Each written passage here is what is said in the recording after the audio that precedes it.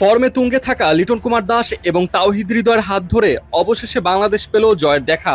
Asia কাপের আসরের প্রথম ম্যাচে জয় দিয়ে শুভ সূচনা করল টাইগাররা।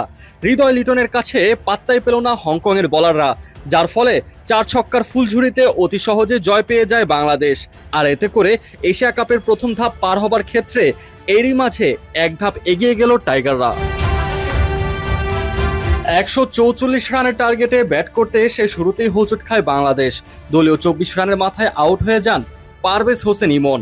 দুর্দান্তভাবে খেলতে থাকা ইমন 14 বলে করেছিলেন 19 রান, হাঁকিয়েছিলেন 2টি 4 এবং 1টি ছক্কা। তবে দুর্ভাগ্যবশত আর ইনিংস বড় করতে পারেননি। অপর প্রান্তে থাকা তানজিদ তামিম অবশ্য একটু ধীরে সুস্থে খেলছিলেন, তবে বেশ ধীর গতিতে খেলার কারণে হয়তো চাপে পড়ে যান তিনি, যার ফলে 18 বল মোকাবেলা করে মাত্র 14 রান করে আউট হয়ে যান। তামিমের এই 14 রানের মধ্যে 1টি 4-এর মার দেখতে পাওয়া যায়। শেষমেশ লিটন ও হৃদয়ের হাত ধরে বাংলাদেশ এশিয়া কাপের প্রথম জয়ের দেখা পেয়ে যায়। এর আগে ব্যাটিংয়ে এসে বাংলাদেশ দল নিয়ন্ত্রিতভাবে বোলিং করেছিল হংকংয়ের বিপক্ষে। শুরুতেই উইকেট এনে দেন তাসকিন আহমেদ। তাসকিনের বলে আনশিরাত ঠিকমতো ব্যাটে বলে সংযোগ ঘটাতে পারেননি বলে বল সরাসরি চলে যায় লিটনের কাছে, আর তাতেই প্রথম উইকেটের দেখা পান তাসকিন। এরপর দলীয় 30 রানের মাথায় আবারও উইকেটের পতন, আর এবার উইকেট শিকার করলেন তানজিম সাকিব। তাও কিনা আবার বোল্ড আউট করেছেন বাবর হায়াতকে।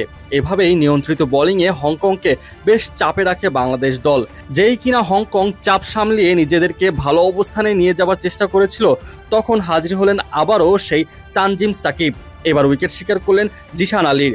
ভয়ঙ্কর হয়ে ওঠার আগেই এই ব্যাটারকে 30 রানের মধ্যে আউট করে প্যাভিলিয়নে ফেরত পাঠিয়ে দেন সাকিব।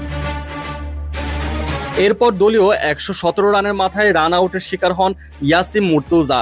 এভাবেই দল বেশ ভালোভাবেই চাপে পড়তে থাকে। ওদিকে পেসারদের ভিড়ে প্রথমবারের মতো কোনো স্পিনার পেলেন উইকেট, নাম তার রিশাদ হোসেন।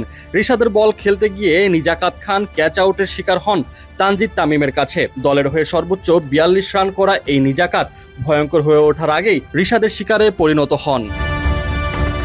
এর কিছুক্ষণ পরে আউট হয়ে যান কিঞ্চিত শাহ, আর তার উইকেট শিকার করেন সেই রিশাদ হোসেন। ততক্ষণে দলের রান 134।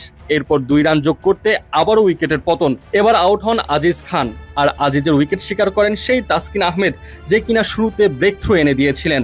আর এতে করে বেশ চাপে পড়ে যায় হংকং। শেষ পর্যন্ত 143 রানে আটকে যায় তাদের ইনিংস।